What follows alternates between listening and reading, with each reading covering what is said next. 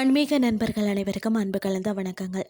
இன்றைக்கு நாங்கள் ஆன்மீகம் சம்பந்தமான பதிவில் அருள்மிகு ஜெயவீர அபயகஸ்த ஆஞ்சநேயரை பற்றி தான் நாம் இன்றைக்கு பார்க்க போகிறோம். சொன்னதை செய்யும் சுந்தர அனுமனை தரிசிக்க ஆசையா? இதோ அந்த அதிசய தலத்தை பற்றி நாம் இன்றைக்கு சுவாரஸ்யமாக பார்க்கலாமா? வாங்க. திருநெல்வேலி மாவட்டத்தில் பார்த்தீங்கன்னா கடையநல்லூர் அருகே வயல்வெளிக்கு மத்தியில் அமைதியாக வீற்றிருந்து அருள் பாலிக்கிறார் சுயம்பு ஜெயவீர ஆஞ்சநேயர்.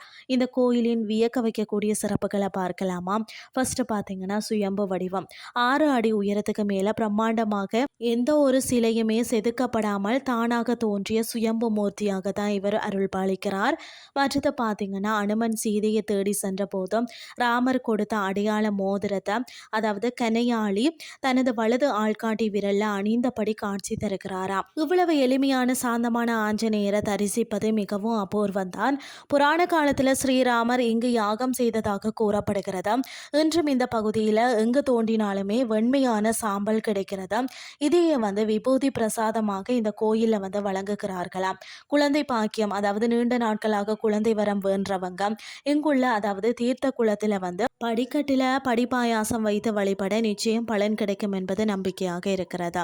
அடுத்தது கையில் ஆயுதங்கள் ஏதுமின்றி அஞ்சாதே நான் இருக்கிறேன் என்று அபயா முத்திரை காட்டி அருள்வதால் தான் இவரை மனமுருகி வேண்டினால் கோடி மடங்கு பலன் கிடைக்கும்.